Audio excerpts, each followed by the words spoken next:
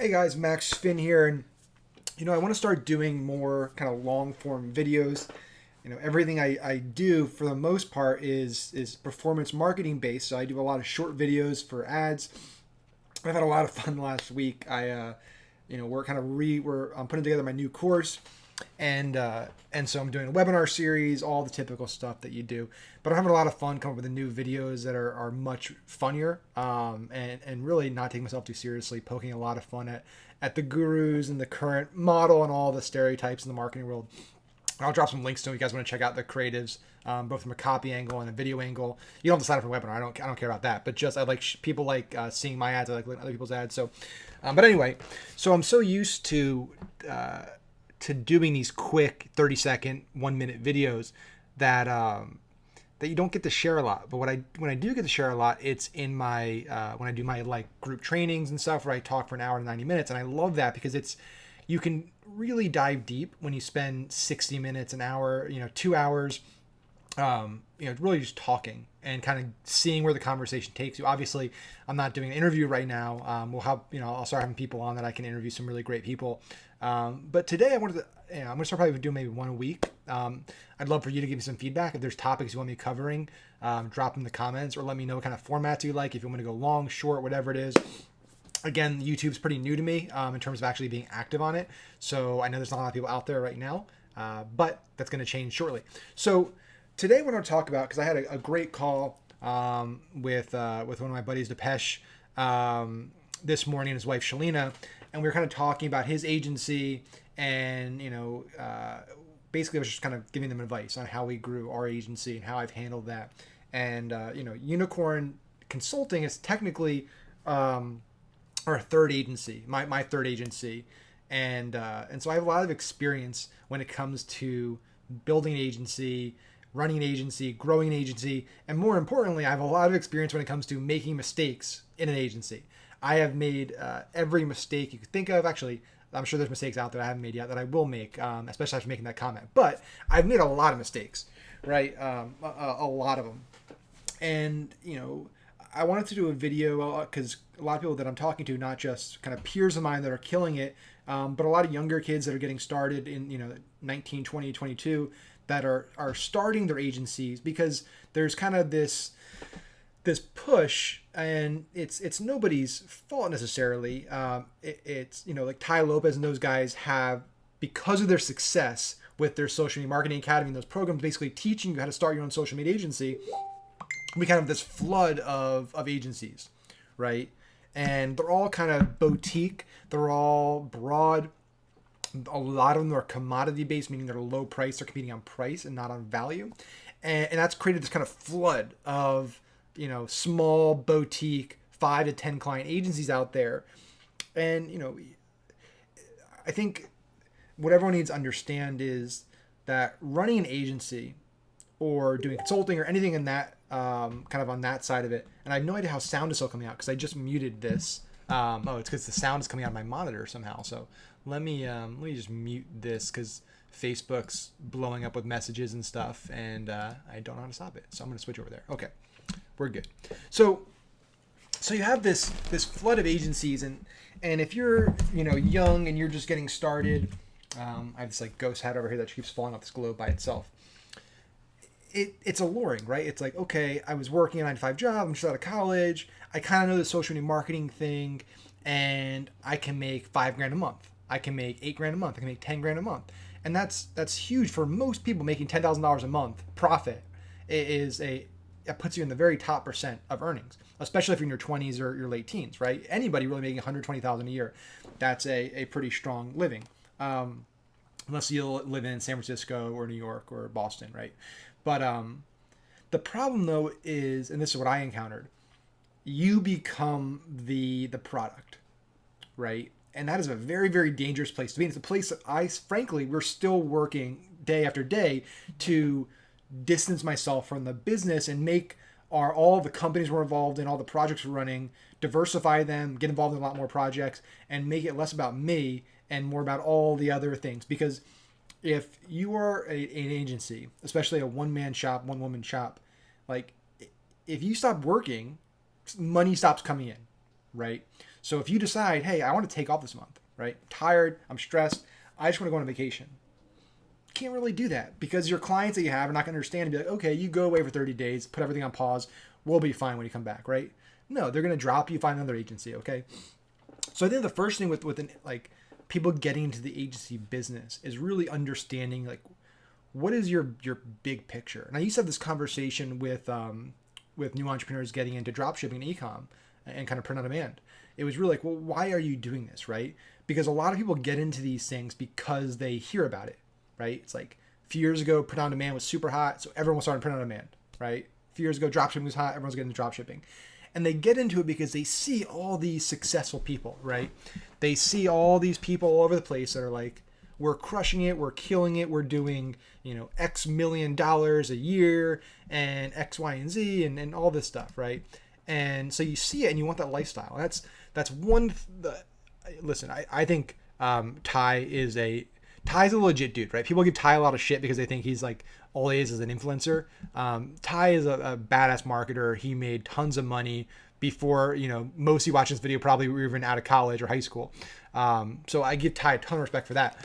The one thing that Ty is even better at is understand him and like Grant Cardone and those guys, they understand their demo. So they know that what the people watching his videos want is the lifestyle, right? So he gives them the lifestyle. He doesn't talk about substance. He doesn't talk about the details of the academy and all the courses and modules and lessons, right? He just shows us cars and girls in bikinis. And people buy his course because it's aspirational. They want that lifestyle or a piece of that lifestyle. So people get into the agency world because of that. And that's a problem from the minute you start. Because if you're getting into something purely because you want to make money, that's a dangerous route. Because you're not passionate about it. If you're not passionate about it, at some point you're going to get burnt out. Because listen, building any company, okay, whether it's a digital marketing agency, whether it's a local gym, whatever it is, you are going to hit obstacles. You are going to hit roadblocks. You are going to encounter challenge after challenge after challenge. You are going to be putting in 80-hour weeks, 90-hour weeks. You are going to hit periods of time where you are like, I can't do this anymore. I am mentally, physically, emotionally drained. This is destroying me. You're going to hit those periods of time. It's a reality, right? I have been in that mindset more times than I can count.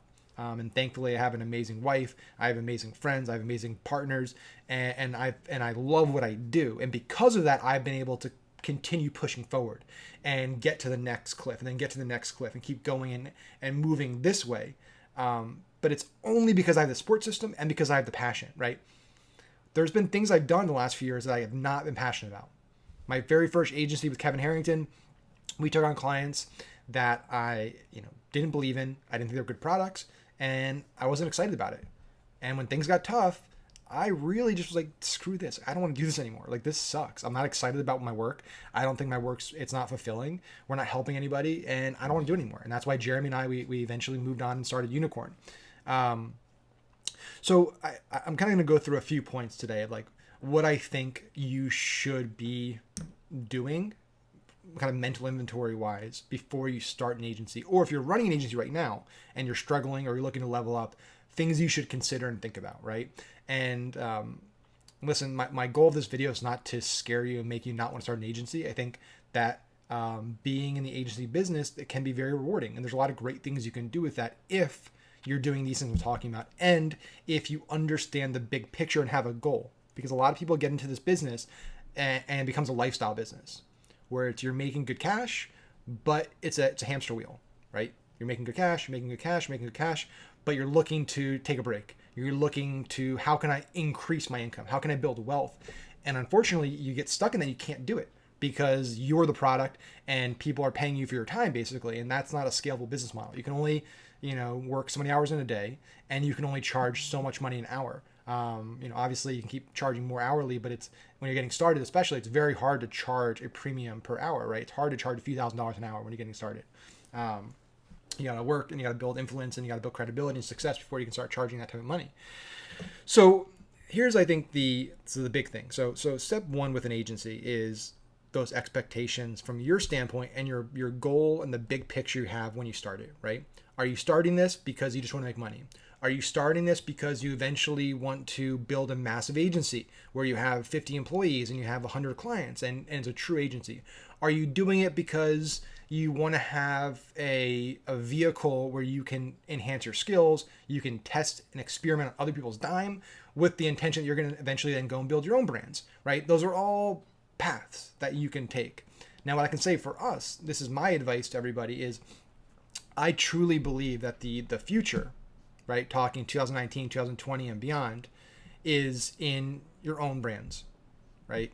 We got to the point, especially with our first agency with Kevin, where we were building multiple success stories, right? As an agency, people hired us. We did an excellent job. We grew some companies incredibly fast from nothing to millions of dollars a year in revenue, and literally nothing to that. Like it was crazy. And today, several of those companies are very, very successful. Like big companies doing huge numbers. They're doing thousands of sales a day on some of our affiliate partners, or some of the networks that we're partners with. They're in, Walmart, Target. They're on QVC, HSN, and we were one of the foundational pieces of that.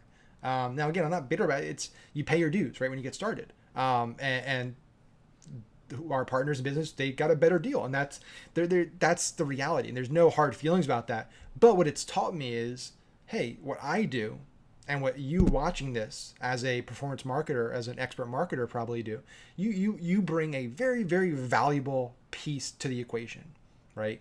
If a business cannot acquire customers, if a business cannot build a brand, if a business cannot get loyal customers to come back time and time again and spend more money and spread the word, it cannot become a 9-10 figure business. It can't become a public company. It can't do those things, right? So you need to understand that, hey, you have a lot of leverage in the conversation. And you need to think about, okay, I can go on this route with the agency model where I'm going to charge % of ad spend. I charge 15% of spend, very basic cookie cutter stuff. And, 6 months from now, they're going to leave me, go to another agency, and I have nothing to show for it. I put a lot of work in. I've invested dozens and dozens and dozens of hours of labor into this project, and all I have to show for it is maybe, $30,000, $50,000, right? And that's not once you've done this for a little while, that's not exciting anymore, right? You realize that when you wake up, you're not excited to go out and work your ass off to build other people wealth, right? And that's what an agency essentially is doing. An agency, most of them your job is to build other people's dreams.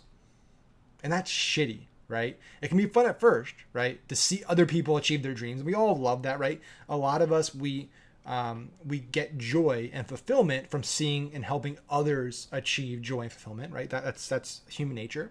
So when you give a gift to a relative or a loved one, even though you're not getting the gift, you actually spent money on it, you feel happy, right? You get a sense of joy doing that. So there is a sense of joy that you can get from helping others, right? However, when that becomes your career, is like my career is companies pay me X to basically build their asset, to build their future wealth, to build their vision and their dream.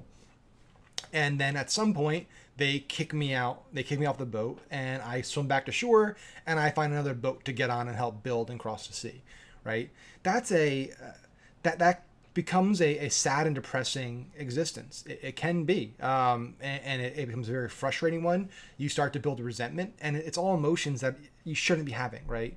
Especially as an entrepreneur. It's not why as an entrepreneur, what I realize is like, I didn't work for 10 years scraping and just getting by and trying to do any hustle I could do to pay the rent and to keep the lights on just so I could go help somebody else build their dream, right?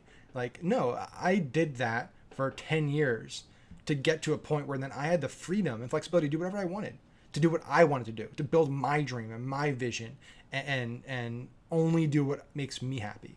And so if you're an agency, I think that's what you need to start thinking about is, and we're going to talk about this a little more about in terms of compensation structure of how you can kind of blend both what I'm talking about now, but still the agency.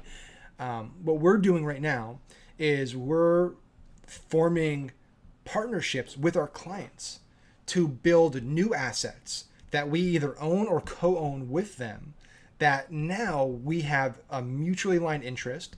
We're building something together that we have ownership in, and there's a sense that we have a big potential exit in front of us. So there's a big potential win beyond just the cash we're getting as an agency.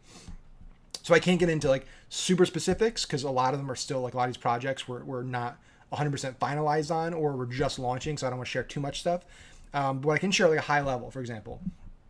So here's just an example for anybody that's an affiliate marketer, right? An affiliate marketer or an agency where you also run offers and stuff. Like think about how much traffic you're sending to product pages to buy products, and you're just getting paid for sales. But think about all those leads that you're sending, people that buy consumer gadgets, people that buy health products, people that buy whatever the industry niche you're in. Like think about the value that those assets would have if they were in your email list, right? If you were getting them to opt into something before they went to a sales page, and you were building an asset, an email list, a text list, a messenger list, and then you had your own property where you could have listicles with cool products, where you could, form affiliate relationships with other product owners, and you could have this domain that you own that has products on it, right? That you can piggyback on your clients. So they're, sending traffic to products, and you form a relationship with them where, hey, what if we co-own these leads, co-own these buyers, and we formed an additional entity where we could sell additional things to them, and we'll bring in the traffic, we'll bring in some relationships we have on products and sourcing that, whatever expertise you can bring to the table, we'll build the e-com store, whatever it might be, and have an asset there. So that's one example. We actually did that. It kind of fell through the last minute because the client that we were working with actually got acquired, which kind of, that's a whole other story. But essentially we were driving about, I would say 100,000 to 150,000 buyer leads a month to this client's funnels. And they were doing like free survival gear, free hunting gear, like, free kind of patriotic t-shirts, really cool products. And they were all, like, a lot of them were free plus shipping. So they weren't really making a lot of money on the front end. But we went to them and said, hey, listen, what if we built a store? We have a relationship back when we did our Trump coin offer and everything, so we can get all kinds of Trump products, American collectibles. We have all these relationships. What if we built a Shopify store? We pulled in a lot of cool different products from different people we know, and we drove the traffic, and we co-owned the property. You guys funneled your leads that we're driving into this as a back end kind of catch-all where it can be this kind of American store, and we own a 50-50. Now that changes the dynamic, right? Because if I'm the agency of record for this client, like, sure, I make good money, but again, I have no upside. This client, could just leave us in a month. They could leave us tomorrow, and I don't have anything to show for it, even though we've generated hundreds of thousands of leads for them and buyers for them. So this did a few things for us. It helped us build something on the back end that gave us the upside that we wanted. We're not going to get ownership in their company because they were too big, but we can get ownership in this. It aligns our interests now with the client because now we both own something together. So we're no longer vendor-vendee relation. We're a partner in something. It increases the lifetime of the relationship because it's a lot easier, a lot harder to fire a partner in multiple projects than it is just fire agency, right? So I think that is an interesting opportunity going 2019, 2020, is to think about how you can work deals out with your clients to build new properties, new assets that you can co-own, or work with them to, hey, what if we co-own the leads that we're generating? We'll work on monetizing them through our channels and we'll pay you X. So they get money for doing nothing. You now get co-ownership of the leads. You can monetize them in the back end. You can work with some email marketing partners. You can work with some, affiliates. So there are a lot of ways that you can take kind of one step, like take a bigger step above being just an agency and start thinking about how I can leverage everything I'm doing in the agency to build co-owned or fully owned assets that give us that upside, that give us the ability to, if I need to sell away from the business, to still make money, right? So I think that's a big trend for agencies. If you're running an agency, consulting shop, whatever it might be, right now, going into the rest of 2019 and 2020 and so on and so forth. I think that's something we're going to see more and more of. We're doing a lot of it. We're starting to see a lot of really good results right out of the gate. And it's more exciting. So that was points like 1 through 4. I mean, we're covering a lot of stuff here, so I'm not even gonna try to keep track of points and bullets. You guys can go back and watch it. And it's just my style of talking to. Like, I go on tangents and I go on run-ons. I was talking with Bill Glazer and his author. He's writing a new book, and we were chatting, and like, and it's the first time I've spoken to him. He's a legend, and I told him, listen, I go on tangents, and like literally the first thing I talked about, I went on like a 10-minute tangent. He got a kick out of it, and we had a good talk. But I like to set expectations up front regarding that. Okay, so thinking big, having assets, that's really important with an agency.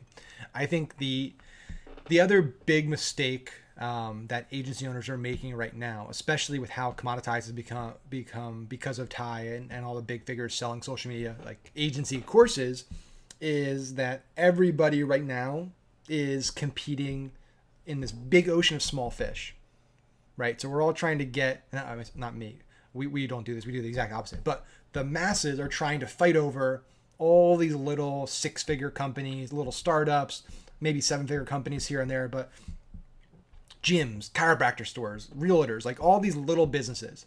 And listen, there's nothing wrong necessarily with that if you really go all in on it and you have a system in place.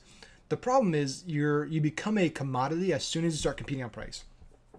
And for most of those businesses, they have very strict budgets and they have limited scalability, right? If you're working for a local gym, they can't scale past the capacity of the real estate, right? So at some point, they can't spend any more money. You could be the best in the world. You could drive insane results, but at some point, they're going to tell you to stop because they can no longer fit enough customers into the building without just ruining the experience.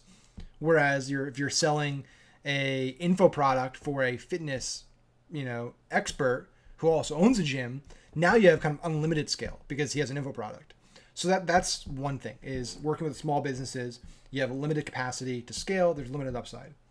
You're also, like I said before, you're competing on price because most of these small business owners can only afford to pay you like $1,000 a month, $1,500 a month, $2,000 a month. Now, if you're able to totally automate this and systematize it, that's not terrible. But most of those clients, the problem is, and it's also the irony of it, the clients that usually spend the least are the most pain in the ass. They're the most difficult clients. And I've seen that, and I've tested that theory across everything you think of. From agency clients, we're talking, $5,000, $10,000, $20,000 monthly payments, down to people that bought my course, right? The only people that ever complained about my Facebook course, like really complained and fought me, like for chargeback and stuff, were the people that got discounts on it. So I did a big sale 2 Black Fridays ago. The dumbest mistake I've ever made in my life. Ran a big sale, huge, ridiculous, stupid sale. And so most people spent $9.97 on my course. I think some people got it for like $197 or $297, maybe even less, I forget. And those are the people, literally there's like 3 or 4 of them that, were complaining, hey, I didn't make my money back. It's been 1 week and, the ads I ran haven't been profitable yet, so I want a refund right now. Like crazy stuff like that, right? It's like, dude, you got, $700 off and it's been 1 week. And you're mad because you don't have results yet. You haven't made your money back. So usually the people that are tightest on budget, that are looking for the biggest discounts and deals, they're usually doing that for a reason. It's usually because they're not making a lot of money and money's tight. And that is a very dangerous space to be mentally, because think about it. Think about putting yourself in their shoes, right? You are running a struggling business. So I'm running Max's Burgers, right? Max's Burgers, we've been around for 20 years and it's been 18 years of prosperity in the burger world, right? We've been a top destination. We've done $1 million a year for 15 years, right? And a year ago, 2 years ago, Phil's Burgers opened. That damn chain came in and they're just crushing us, right? And they have really savvy marketing and all this stuff. I heard about Facebook ads and I know we need to do it. So I go and I hire the agency. I say, listen, here's the deal. We're on our, we have a loan from the bank we're late on. We've maxed our credit cards out. We're really on our last leg here. And we need you to make this work for you. Like, we need an agency that can turn things around for us right away. the expectations there are way too high. That coupled with the fact that because they are struggling so massively, they are going to be like a hawk, right? They're going to be messaging you multiple times a day. They're going to be checking the ad account hourly, maybe minute by minute. And if, the ads start out bad in the morning by 9 a.m., they're going to be calling you freaking out. We all know that, ads can have a bad start some of the days, and they can have a good start some days, and they can end bad, they can end good, right? So what I would say is I think it is really, really important to not become a commodity agency, to not compete on price, to avoid at all costs the businesses that are struggling, the businesses that need massive help, the businesses that expect you to save their business, the businesses that tell you this is their last dollar. We've had a few of those back in our first agency, which we took on as clients. And that was, again, terrible idea to take somebody's last dollar, because then they're really desperate, right? So that is another point. Like, be very specific with who you take on as clients, right? Have a code, have a structure. This is the type of client we work with. They need to be doing X, Y, Z. They need to be this size in this industry in business for this long. I can tell you what it is for us, okay? So for us, our minimum retainer is $15,000 a month. So even if you're only spending $5,000 a month, you're going to pay us $15,000. Obviously, we don't take on clients doing $5,000 a month. But so it's $15,000 a month.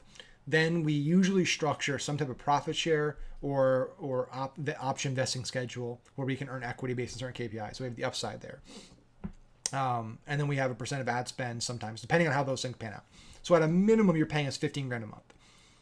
So we're looking for companies that are doing, high 7 figures, growing fast, usually in the 8-figure range. That's criteria number one. We also want clients that we are not their first agency. So to work with us, you need to have worked with another agency, at least one agency before, and you need to have tried to hire internally and do it yourself. Now, why do we do that? Well, what we realized is there are, and I'm sure you've realized this too if you ever run on Facebook, that you go into some of these Facebook groups and it's nothing but screenshots. It is screenshot after screenshot from nobody you've heard, people you never heard of, talking about how much money they're making, showing 20x ROAS ads without any context, without showing the full campaign, just like isolated, right? Then you go to these masterminds and you go to these big networking events that I'm fortunate enough to get to speak at. But when I used to go to them and hear people talk about in the crowd, it's a, it's a dick measuring contest, right? That's the reality. It's everyone's bragging. Yeah, we're doing this. Yeah, we're doing this. Yeah, we're doing this. It's got to beat my chest, right? This is how big I am. This is how good I'm doing. And so you have this grass is greener syndrome where your clients now, especially if you're their first agency they've worked with, they had no baseline. Actually, they do. Their baseline is the gossip. Their baseline is the Facebook groups where they see these screenshots. And now they start thinking, hey, I saw a screenshot. This guy's also a gym, and he says they're doing 12x return on ad spend month over month. Why are we only doing 5 or 6? Now, obviously, anybody who knows anything about Facebook ads knows that, hey, you're getting 5 or 6x ROAS, you should be ecstatic. You should be paying your media buyer a bonus, right? But if I've never worked with an agency before and I've never done it myself, I have no idea. So I'm going to say, listen, they're going pretty good. We're making a lot of money, but I think this agency can do a better job. They said they do 12x ROAS, so I'm going to go try them out. Now, obviously, they're going to go to them. They're going to not get those results. They're going to fail, and they're going to try to come back to you. But they're still going to leave you, and it might take months before them to come back. And they might not come back. They might try another agency, right? So that's scenario number one, and that always happens if you don't have the vetting in place to have them have worked with other agencies. Also, having them work internally. So that's the other big thing. At some point, a lot of agencies will think, or a lot of clients will start thinking, hey, I just wrote you a check for $50,000. Why don't I spend that $50,000 to build my own marketing team, right? You're just an agency, but I could spend $50,000 and I could hire 8 people, 10 people internally, and they could be running our marketing full time and do all these things. Okay. Have they ever done that before? Well, if you haven't, you think it's easy, or you think it's just a matter of money. The reality is, having been somebody that's run multiple agencies and tried to hire performance marketers, extensively through every source you can think of, it is really, really, really hard to find talented media buyers. Incredibly difficult to find talented media buyers who want to work full time for somebody else. It's like finding unicorns, right? And you're certainly not going to find a few of them. You might find one if you're lucky. So if you work with a client that has already tried to do that and tried to hire another agency, they're going to know all that. They're going to know how hard it was. They're going to know how much of a time waste it was and how distracting it was for their business. And they're going to be much, much less likely to leave you sooner than another agency. So I think that's really important when you're looking for clients. It's like you need to have those expectations up front, right? You need to have those vetting criteria in front. So yeah, I think the kind of having that success criteria on the front end, having them have worked with other agencies and media buyers, built an internal team in the past, those are all really important. And then there's overall expectations in the relationship, right? So not enough agencies set that up front. They don't tell the client up front, listen, typically it takes 2 to 3 months potentially of testing to really, really find things that work and start scaling it. So if you don't set expectations up front regarding how long it takes to test, how much of an investment it's going to be, what you're going to be doing the first month, the first 2 months to onboard them and test everything, they might have the assumption that, hey, you're going to start getting the results day one. And we all know that's probably not going to happen, right? So you run the risk of them leaving early and terminating the contract early. So that's another really big one, is setting expectations, not just on performance, but also on communication, on things like that, right? So a lot of clients, especially smaller ones, they don't have much to do, or they have less to do than like big companies. And so they might be trying to message you 20 times a day with ideas. Hey, I think we should do this, especially if they're the founder. Hey, why don't we do this? Why don't we try this? Why don't we try this? And all day you're just responding to Slack messages and text messages and Facebook messages and phone calls. Not okay. So you need to set that expectation up front. A communication window. Hey, we only communicate in Slack. We have one monthly call on our conference line. It's recorded, so we have all documented. We do this purposefully. So by doing things just on Slack and Uber Conference, every communication is recorded and documented. So if the client ever says to us, well, you promised us this, we can go back and we can check every communication we've had with them and show them, no, that's not what happened. And if we need to show it to our lawyers, we show it to our lawyers. And then we also have communication windows, right? So, hey, this is when we're going to talk. If you have questions, we answer them between this time and this time every day. That way they're not just messaging you throughout the day and taking you out of your zone, out of your focus. Okay. So that's really important as well, is expectations for the client going to the relationship. Now on the, when the relationship actually gets started, and the way we do our process, by the way, in case you're wondering, is all of our leads for our consulting company, we really don't have an agency per se. We do more consulting. We run traffic for a few projects. But again, we're premium, so we charge a lot more. We work with a lot fewer companies. But the way we do that is we do all outbound marketing. So I speak at a lot of events. I have my courses. I do videos and interviews all over the place. I write content for a lot of big publications. And so people reach out to us and they say, hey, can we work with you? How can we work with you? We have a really good application form on our website. So if you want to work as a consulting client for us, we have a very, very detailed intake application form. And that application form is written in such a way to basically be polarizing, to basically weed out most people that aren't a good fit. And then if they finish the application, we get all the data. If we think this is potentially a good fit, we hop on a call. After that, we think it's worth pursuing. Then we schedule an hour-long audit on Zoom. And during that audit, by that time, we know that they're a perfect client. Usually, like we're pretty confident they're going to be a perfect client if they sign up today. So we just overwhelm them. We have access to their ad account beforehand, so we do research. We hit them with a ton of ideas, information overload, all the things they need to be doing. And then we end it with a very soft sell. Listen, we don't try to close them on the audit. We just kind of thank them for the time. If they have any follow-up questions, let us know. We have a really detailed note form that our operations manager takes from the call. So she fills out everything with kind of a breakdown and review cheat sheet of the entire audit. So they get this really nice form after it with all the details. They get the recording. And then we kind of give it a week or two. We don't follow up with them. They come to us. And it basically gives us a lot more leverage. Because again, we don't want to feel like we need them. They should be trying to sell us just as much as we're trying to sell them. And that gives us a much stronger position for negotiating and to demand our 15K, as opposed to trying to beg them and follow up with them, and you look desperate, you lose all the cards, you lose all the leverage, and now you're going to be fighting to get 4K a month, 5K a month, 3K a month. It's not a good position to be, especially if you want to be a premium agency and not be fighting for scraps at the bottom of the pile.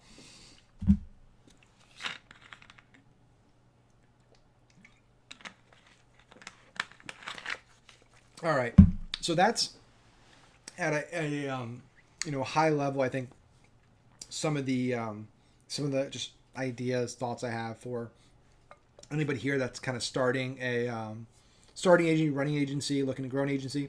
I'm sure there are questions. So if there's questions that come in, just drop in the comments. Let me know, and I'll follow up with the response on that. I think it is just really important to realize that if you genuinely want to build a agency, right, and you're like gung ho about like, I want to build an agency, that's going to be my big thing, is a digital marketing agency. You need to understand that it's going to require a massive investment, both financial and time, because unless you are like VaynerMedia, where you can charge the highest in the industry and do it at scale, like you're going to have to hire a lot of people. You're going to have to build big teams. You're going to have account managers. You're going to have creative in-house. You're going to have all these pieces in-house to manage these accounts. And what happens there is you have, your overhead can go up pretty quick. Our first agency, we had 2 offices, we had a lot of employees, and all of a sudden when your overhead gets there to that point, now you start taking on clients because you need the check, or you want the check because you got, a lot of bills to pay every month. And again, that's not a good position to be in, because now you're taking on business and you're selling and marketing yourself because you need the money, instead of doing it because you genuinely love the product, you believe in it, and because you know you can provide value where they're having to sell you. So, for me personally, I like the idea, kind of the way we structure our business, of having our Unicorn Consulting, which is boutique, high-end, ultra premium, Unicorn Academy, where we do our courses, our trainings, mastermind, speaking, all the info products, Unicorn Capital, which is kind of blended with Unicorn Wealth or New Property, which is we're actually investing in properties, we're buying and selling properties, and these kind of all fuel each other. And the consulting for us can be a passion play where it's very boutique. We charge a premium. We get to work with some cool projects. We get to test and experiment on things. And then we also get to pluck from the consulting for opportunities in the other businesses, for more JV opportunities where we're actually building assets that we own. And for me, I think that diversification, it's really good for scalability. Because again, if you're a one-man woman shop right now, you're a solo prop agency, the business is dependent on you 100%, right? You get sick, you get injured, your income goes to zero, right? You need to start thinking about building passive income streams. You need to start thinking about building assets that, if needed to, could be sold, that could be licensed, that could be, brokered out to somebody, so that you have multiple ways to generate income from your businesses that are not dependent on you sitting here typing and building on ads, right? So yeah, those are just my thoughts for the agency world. Again, the point of this was not to scare people, to make people not want to start an agency or to close their agency or quit their agency. It was more to just give people perspective on, I think, some of the mistakes that are being made in the agency world, some of the misconceptions, kind of how we do it. And if you are doing it, things that I think you should be implementing to make it more effective, and to give you a better chance of being successful. So if there's any questions, like I said before, just drop them in the comments below. If you guys like this kind of formatted video where it's a little longer form, I can start doing more of these every week on different topics. If you have another topic you want to cover next week, let me know in the comments as well, and I'll cover it. Thanks, guys.